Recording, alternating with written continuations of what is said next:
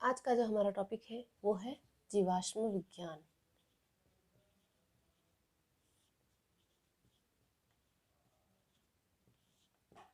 अब हम बात करते हैं जीवाश्म। जीवाश्म को अगर सिंपल वे में समझे तो होता है कि जीव के उन अवशेषों को जो चट्टानों में मिलते हैं उनको जीवाश्म कहा जाता है। अब अवशेष जो होते हैं ये हो सकते हैं सजीव के, और सजीव में भी क्या हो सकता है, प्लांट हो सकते हैं एंड हो सकते हैं एनिमल्स। अब प्लांट की बात करें तो प्लांट के अंदर क्या हो सकता है, स्पोर्स हो सकते हैं, सीड्स हो सकते हैं, स्टेम हो सकता है, लीफ हो सकती है, ये हो सकते हैं। और एनिमल के अंदर एनिमल का कोई भी जो है पार्ट हो सकता है। जरूरी नहीं है उसकी पूरी बॉडी हो, हड्डियाँ भी हो सकती है एनिमल्स की। जैसे प्लांट के अंदर जरूरी नहीं है कि पूरा होल प्लांट प्रिजर्व हो, नहीं भी हो सकता है। इसके अंदर जो आउटर स्ट्रक्चर है, समझ लो स्पोर है, तो स्पोर अगर बाहर की तरफ सिर्फ एक खोल के रूप में भी हो सकता है, जिसका सिर्फ आउटर स्ट्रक्चर हो सकता है कि इनर फॉर्म में भी स्टोर हो जाए अगर अच्छा प्रिजर्व हुआ है तो ये होता है जो है जीवाश्म कहलाते हैं। अगर हम बात करें कि फादर ऑफ इंडियन पैलियोबॉटनी तो वो है डॉक्टर बीरबल साहनी।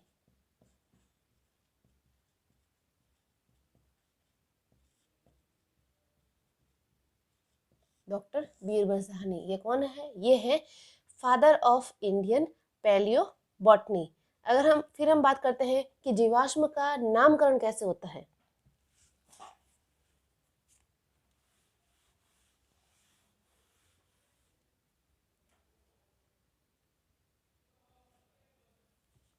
जीवाश्म का नामकरण, इसमें फर्स्ट बात करते हैं हम डेंड्रॉन।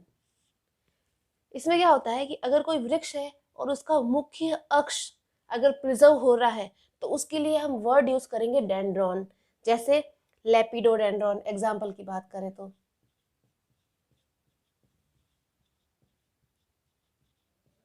लेपिडोडेंड्रॉन। फिर हम बात करते हैं जाइलॉन। यदि कोई वृक्ष का स्तंभ है और स्टेम जो है, स्टेम के अंदर कोई भी वुडी पार्ट है, वो अगर जीवाश्म के रूप में मिल रहा है तो इसको बोलेंगे जाइलॉन। एग्जाम्पल की बात करें क्लेडोजाइलॉन।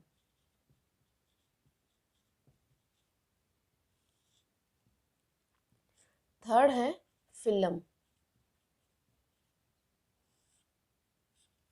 फिलम यूज करते हैं लीफ के लिए, तो इसका एग्जाम्पल हो जाएगा लेपिडोफिलम।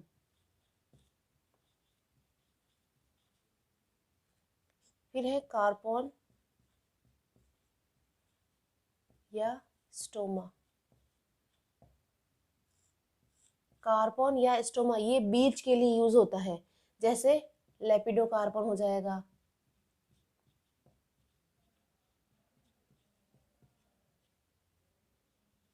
यहाँ से एक क्वेश्चन पूछा जा सकता है कि अगर कोई जीवाश्म है जिसका जो है वृक्ष का मुख्य तना अगर प्रिजर्व हो रहा है तो उसके लिए क्या यूज करेंगे, तो डेंड्रॉन हो सकता है। इस प्रकार क्वेश्चन भी पूछा जा सकता है। लास्ट है थीका। थीका यूज होता है लघु बीजाणुधानी के लिए, जैसे इसका हो जाएगा लेपिडोस्ट्रोबस। फिर हम बात करते हैं फॉसिलाइजेशन। जीवाश्म के जो बनने की प्रोसेस होती है जिससे जीवाश्म बनता है उसको कहा जाता है जीवाश्मी भवन, या इसको कहा जाता है फॉसिलाइजेशन। इसमें क्या होता है, जब जीवाश्म किससे बनता है, जीवाश्म बनता है कि कोई भी पेड़ का कोई भी पार्ट है या फिर जीव है, कोई भी सजीव है जो मिट्टी के अंदर दब गया है और जो सरफेस है वो हार्ड हो चुकी है, और उसके अंदर प्रिजर्व जो जीवाश्म है, प्रिजर्व जो सजीव है वो जीवाश्म के रूप में होता है, उसको जीवाश्म कहा जाता है। और यह जो जीवाश्म की जो प्रक्रिया है इस जीवाश्म की जो प्रक्रिया है और जिसके द्वारा पादप व जंतु के विभिन्न अंग जीवाश्म के रूप में परिवर्तित होते हैं उनको कहा जाता है जीवाश्मीभवन या जीवाश्मीकरण भी कहा जाता है। इसको फॉसिलाइजेशन भी कहा जाता है। अब इसमें क्या होता है कि कोई भी समझ लो प्लांट है। अब प्लांट जो है इसमें दो प्रकार के टिश्यू होते हैं, हो सकते हैं soft tissue and hard tissue. Hard का मतलब होता है सेकेंडरी ग्रोथ वाले टिश्यू। अब जो सॉफ्ट टिश्यू होंगे वो तो यहाँ डिस्ट्रॉय हो जाएंगे। क्यों डिस्ट्रॉय हो जाएंगे? क्योंकि वो सॉफ्ट है, इसलिए यहाँ पे सर्वाइव नहीं कर सकते। अब घटक जो है वो आसानी से इसको डिकम्पोज कर सकते हैं,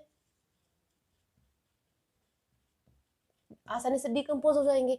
लेकिन जो हार्ड टिश्यू है उनका डिकम्पोजिशन जो है यहाँ पे नहीं हो पाता है। इस वजह से क्या होता है, जो हार्ड पार्ट होता है वो जनरली प्रिजर्व होता हुआ हमें दिखाई देता है।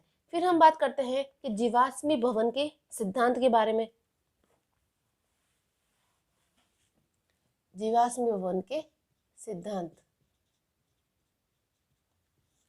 इसमें फर्स्ट सिद्धांत है प्रतिस्थापन सिद्धांत। फर्स्ट है प्रतिस्थापन सिद्धांत। नाम से पता चल रहा है प्रतिस्थापन का मतलब होता है रिप्लेसमेंट, यानी कि एक दूसरे की जगह ले लेना। तो ये रिप्लेसमेंट जो होता है, समझ लो यहाँ पे कोई भी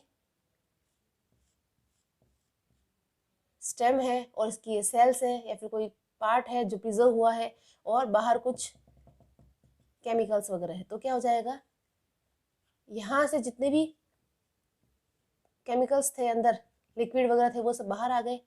हाइड्रोलाइसिस जल वगैरह थे वो सब बाहर आ गए और बाहर वाले जितने भी थे वो अंदर आ गए, मतलब इनकी जगह ले ली। तो वो होता है रिप्लेसमेंट, यानी प्रतिस्थापन कहलाता है। इसमें क्या होता है कि पादप जो होता है, जो प्रिजर्व हुआ है, उसका जो कार्बनिक पदार्थ है उनका जल अपघटन हो जाता है या फिर वो वेदरिंग यानी अपक्षय हो जाता है, डिस्ट्रॉय हो जाते हैं। तो इसके दौरान क्या होता है कि पादप काय में उपस्थित जो भी कार्बनिक पदार्थ के अणु जो होते हैं, वहाँ पे क्या होता है, अणु मिट्टी के घोल में उपस्थित जो खनिज पदार्थ होते हैं और उनके द्वारा ये क्या कर रहे हैं, प्रतिस्थापित कर लिए जाते हैं। यहाँ पे जितने भी अणु है बाहर निकल जाएंगे और इसके चारों ओर जो मिट्टी है, मिट्टी के अंदर जितने भी खनिज पदार्थ है वो इनकी जगह ले लेते हैं। तो इस प्रकार का सिद्धांत, इसको कहा जाता है प्रतिस्थापन सिद्धांत। सेकेंड सिद्धांत है वो है अंतःस्यंदन सिद्धांत।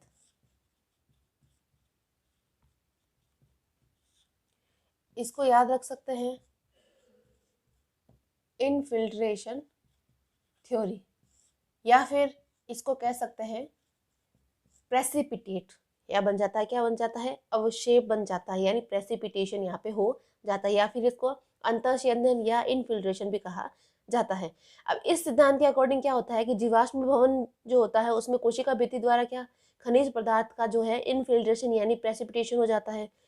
अब इसके अकॉर्डिंग क्या आता है, भूमि में दबे हुए जो भी पादप के जो भी पार्ट होते हैं उनका क्या हो जाता है, विघटन हो जाता है। और विघटन की प्रक्रिया के दौरान क्या होता है, जो भी कार्बन होते हैं वो रिलीज हो जाते हैं और क्या हो गए, छन करके वो अंदर की तरफ मूव करते हैं। तो क्या हो जाता है, प्लांट के अंदर जितना भी मटेरियल है, कार्बनिक पदार्थ है, वो बाहर आ जाता है और बाहर वाला जो है उसकी जगह आ जाता है। और ये क्या होता है कि ये क्या करता है, जब भी विमुक्त कार्बन है और जिसका क्या हुआ, छन कर जो अंदर जाता है वो कैल्शियम और मैग्नीशियम से मिल करके कार्बोनेट का निर्माण करता है। क्या बनता है, कार्बोनेट का, कैल्शियम एंड मैग्नीशियम के कार्बोनेट का निर्माण कर देता है। अब इस प्रकार के जो जीवाश्म का की अगर हम बात करें तो इस प्रकार का जीवाश्म जो है, इस विधि द्वारा जीवाश्मीकरण की प्रक्रिया कोशिका में उपस्थित कार्बनिक पदार्थ के विघटन पर निर्भर करती है। कार्बनिक पदार्थ कितना डिस्ट्रॉय हुआ है, कितना नहीं हुआ है, उसके ऊपर निर्भर करती है। अब हम बात करते हैं कि जीवाश्म भवन को प्रभावित करने वाले क्या क्या कारक हो सकते हैं। ये दो सिद्धांत जो है वो इंपॉर्टेंट है। अब हम कारक की बात करते हैं। कारक में फर्स्ट हो सकता है कि पौधे की संरचना में प्रयुक्त उत्तकों की प्रकृति, कि उसके उत्तक कैसे है, सॉफ्ट है या हार्ड है। सॉफ्ट है तो प्रिजर्व नहीं हो सकते, अगर हार्ड टिश्यू है तो प्रिजर्व आराम से हो सकते हैं। तो उत्तक के ऊपर डिपेंड करता है। सेकंड जो है वो है जीवाश्मीकरण के समय की वातावरण की अवस्थाएं क्या हुआ करती थी, वहाँ का वातावरण क्या था उसके ऊपर निर्भर करता है। ये कैसे हो सकता है कि समझ लो वहाँ पर सूक्ष्म जीवों की जो क्रिया है वो ज़्यादा थी, ज़्यादा एक्टिव थे तो प्लांट डेस्ट्रॉय जो है वो जल्दी हो जाएगा। अगर वहाँ पे सूक्ष्म जीव जो है वो उनकी एक्टिविटी जो है वो कम थी तो प्लांट डेस्ट्रॉय जो है वो थोड़ा कम होगा। और इसी के साथ अगर हम बात करें वातावरणीय कंडीशन के अंदर कि क्या होता है, ये तो हो गई सूक्ष्म जीवों की बात। अब सूक्ष्म जीवों के अलावा ये भी हो सकता है कि कितना तेजी से प्रिजर्व हो रहा है, कितना तेजी से ये जो भी प्लांट के पार्ट है वो जमीन के अंदर धस रहे हैं। जितने तेजी से धसेंगे उतनी ही कम जो है वो जीवाणु की या जीवाश्म की एक्टिविटी जो है बहुत ही कम होती है। फिर हम बात करते हैं जीवाश्म के क्या क्या प्रकार हैं।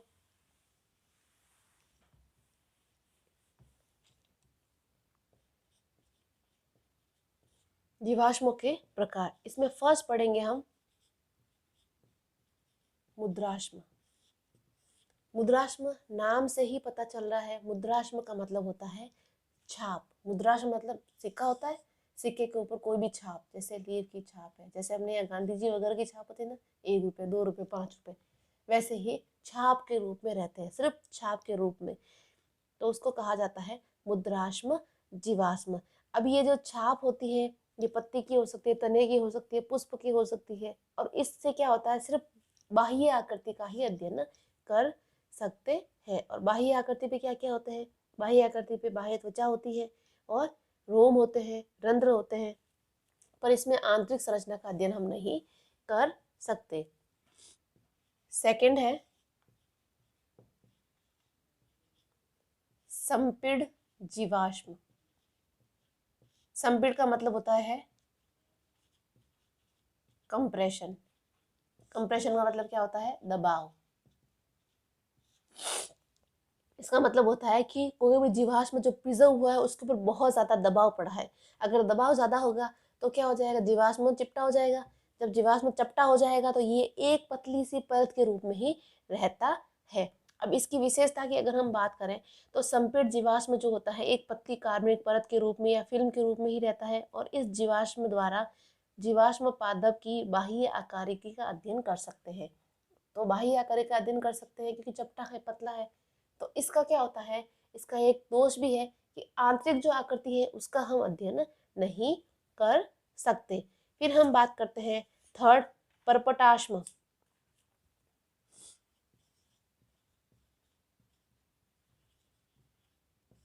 परपटाश्म जीवाश्म।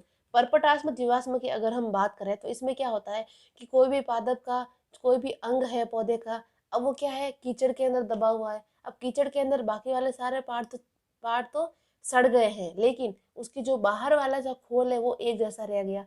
तो उसमें क्या है, ये प्लास्टर ऑफ पेरिस की जो मूर्तियां बनती है क्या होती है, उनके सिर्फ सांचे होते हैं। मूर्तियां जो होती है प्लास्टर ऑफ पेरिस की उसमें सिर्फ सांचे ही होते हैं, अंदर से खोखला होता है। तो इस प्रकार जो है प्रिजर्व हो जाता है। तो ये क्या है, ये सांचे अथवा परपटाश्म नाम से जाने जाते हैं। यह खोखली संरचना कठोर चट्टान का निर्माण कर लेती है और इसमें बहुत सारा पदार्थ भर जाता है और ये पत्थर का रूप ले लेती है। अब परपटाश्म जीवाश्म की अगर हम बात करें तो इसमें भी क्या होता है कि पादप का जो बाह्य अंग है उसका अध्ययन कर सकते हैं और आंतरिक संरचना का नहीं कर सकते। क्यों नहीं कर सकते, क्योंकि बाह्य संरचना तो एज इट है, एक खोल के रूप में है, और अंदर जो है वो कुछ और ही मटेरियल भरा हुआ है और ये सब मिलके पत्थर का रूप ले लेती है। फिर हम बात करते हैं अस्मिभूताश्म।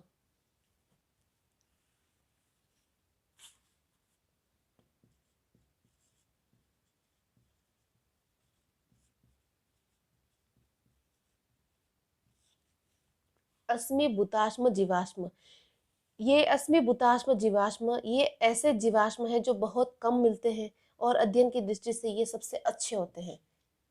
तो इसमें क्या होता है कि इस जीवाश्म में कार्बनिक उत्तक अकार्बनिक रूप या पत्थर के रूप में बदल जाता है।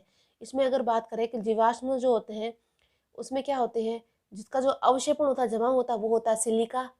इसी के साथ calcium carbonate, magnesium carbonate, iron sulphide, ये सारा जो होता है वो जमा हो जाता है अवशेष के अंदर। और इसमें क्या होता है कि अधिकतर कार्बनिक पदार्थ जो होते हैं नष्ट हो जाते हैं, और लेकिन मूल कार्बनिक पदार्थ यानी कोशिका भित्ति के पदार्थ जो होते हैं वो शेष रह जाते हैं, और ये संपूर्ण संरचना जो होती है वो पथरीली बन जाती है। और जैसे तने, टहनियाँ, बीजाणुधानी, बीजाणु, ये सब जो भी प्लांट के पार्ट होते हैं, वो भाग जो होते हैं, ये जीवाश्म के रूप में, अस्मिताश्म के रूप में जो है ये प्रिजर्व हो जाते हैं। इसकी विशेषता की बात करें तो इसमें क्या होता है, ये सबसे बेस्ट है पहली बात तो। और इसमें पादप की बाह्य एवं आंतरिक दोनों ही संरचनाओं का अध्ययन कर सकते हैं, और इस जीवाश्म का जो है अंत्यशेदन प्रक्रिया द्वारा परिरक्षण भी हो जाता है, प्रिजर्व हो जाते हैं। और जो जीवाश्म जो होता है वो पादप का मूल स्वरूप ऐसा ही बना रहता है, तो अच्छा प्रिजर्व है। और निर्मित जो पथरीले जीवाश्म है उसको हम टीएस काट करके उसकी आंतरिक संरचना का अध्ययन कर सकते हैं, और जीवाश्म में सेलुलोज व लिग्निन भी यहाँ पे देखा गया है। फिफ्थ हम बात करते हैं कॉल बॉल। क्या है? कॉल बॉल्स, यानी कि कोयले की गेंद, कोयले की बॉल, तो इसको कॉल बॉल कहा जाता है। इसमें क्या होता है कि जब कोयला निकाला जाता है खदानों से, तो उसमें क्या होता है कि कोयले में कभी कभी क्या होता है, वहाँ पे जीवाश्म, कभी कभी तो क्या जीवाश्म पाए जाते हैं, और ये जीवाश्म जब पाए जाते हैं तो क्या होता है, कोयले के रूप में होते हैं, तो इनको कहा जाता है कॉल बॉल। अब इस प्रकार के पादप की आंतरिक और बाह्य दोनों ही जीवाश्म जो होता है, आंतरिक और बाह्य दोनों का अध्ययन हम अच्छे से कर सकते हैं। सिक्स्थ हम बात करते हैं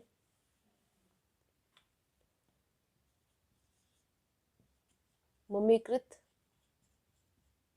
पादप, या इसको और कह सकते हैं मम्मीकृत पादप, या कहते हैं सहन जीवाश्म भी कहा जा सकता है। अब ये इस प्रकार का जो जीवाश्म होता है, जैसे मम्मी यानी कि कोई मर जाता है तो उसको कैसे प्रिजर्व करते हैं, उसी प्रकार ये भी प्रिजर्व हो जाता है। यानी कि कुछ पादप अंग जैसे चर्विल पत्तियां हैं, कठोर फल है, बीज है, मम्मीकृत रूप से परीक्षित हो जाते हैं। अब इसमें बात की जाए तो इसका जो होता है वो सूक्ष्मदर्शी से अध्ययन कर सकते हैं, इसका सेक्शन काट सकते हैं, इसके विभिन्न अंगों को जो है अध्ययन कर सकते हैं। तो इस प्रकार के जो जीवाश्म होते हैं पादप या पादप अंग के परस्पर दाब से बनते हैं, इसलिए इस जीवाश्म को जो है सहत जीवाश्म कहा जाता है। फिर हम बात करते हैं सेवंथ, अंबर।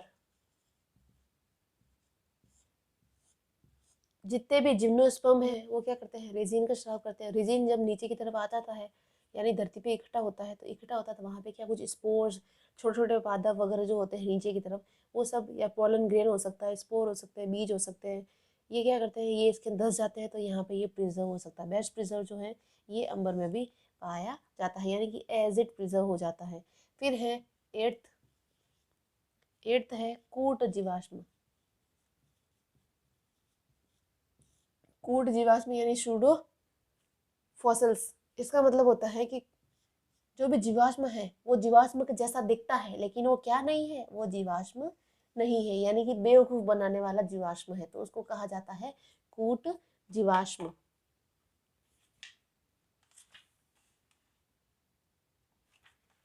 यहाँ पे अपना कंप्लीट होता है जीवाश्म का टॉपिक।